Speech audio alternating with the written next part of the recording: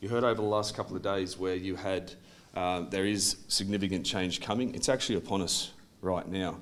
And it's the ability to whether we're going to either participate or be spectators in that change. And for most of us in this room, we actually won't get that choice. Insurance is changing. The industry's changing. The people who own businesses are changing in terms of insurers buying one. When you're right in the front of that at the moment with Allianz. So there's significant change everywhere. And change doesn't have to be scary. And what I like to do is come from the big, broad, scary concept of change, particularly when if you're an MD, if you're in strategy, if you're at frontline claims management, which I believe is actually the most important role in the organisation, the coalface people, because they're generally the ones who can tell what's going in the organisation. Hopefully you've got a place to suggest how improvements can be made in whether you're in a broking business or an insurance business. But I'm a huge believer that process change is absolutely required. We can't ignore it any further. But come away from the concept of it's too big and it's too scary to something that's practical. So I'd like to share with you today some of the things that I believe are going to disrupt the market in the next few years and how we're applying them, and the little things.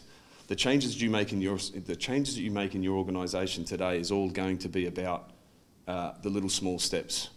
And some of those examples, and to prove that every single one of you are adopters, whether you're from a broker, whether you're coalface claims people, whether you've worked catastrophes before, whether you're an underwriter, this all applies to you. Whether you're in charge of creating revenue, improving margins, driving efficiency, looking at productivity, managing people, it all applies to you because change is going to impact you whichever way you look at it, which is cool if you're not scared by that. And even if you are, I'm hoping to break down some small steps to show you how little steps in the past in other industries will impact you. Let's play a little game and talk about what happened 20 years ago in bill paying and banks.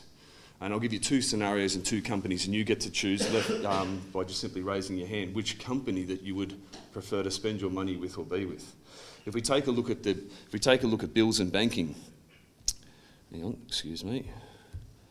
If we take a look at bills and banking, we've got one example of, and I'll just use this as Company A. So Company A, bills and banking. You go home, you look in your letterbox and you get your water rates, your electricity bill and your council rates. Traditionally in the past, what you would normally do is bring those letters inside, open them up, rip off the barcode at the bottom, take them down, get in the car, drive down to the post office.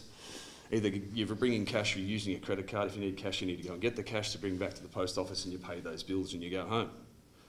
Company A.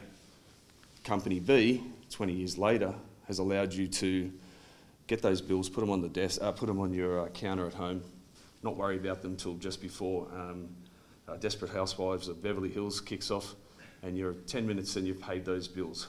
Now the convenience around paying those bills or getting in your car and doing that, most people are going to be choosing the second versus the first, simply because companies have decided, hey listen, there's a faster, easier, more efficient way to interact with our customers. I would suggest even from a banking perspective, I mean, hands up who is traditionally still going into the bank, and it's okay if you are still doing this, traditionally going into the bank and filling out a deposit form to take money out or put money in or withdrawal form to take money out.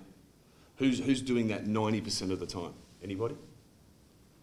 How are you doing it? How are you traditionally doing banking now? On your phone, internet banking, right? Why do you do that? Because I always remember to do the banking at a convenient time when it's not open. Perfect, so convenience. Faster, easier, more convenient. And it's interesting when we take a look at some of those industries like bill paying or the banking, and we start thinking about how we used to collect medical refunds. I mean, as Matt said, I've got 3 small kids.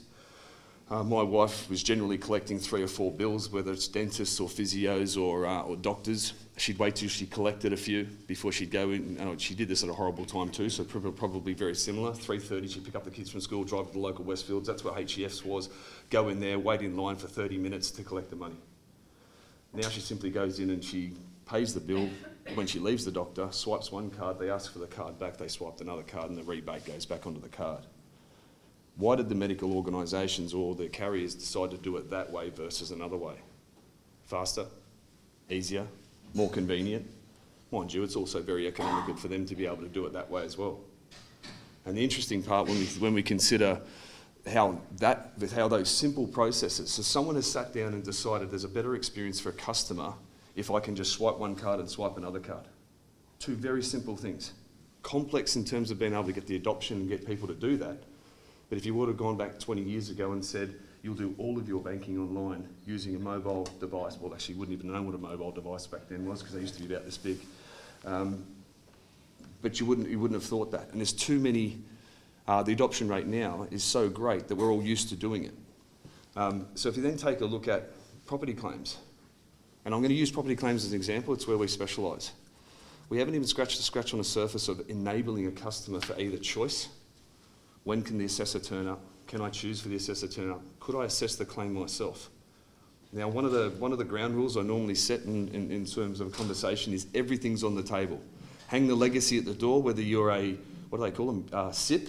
Where's Katie? A SIP, I learnt last night, was a supporting insurance professional, not a senior insurance professional.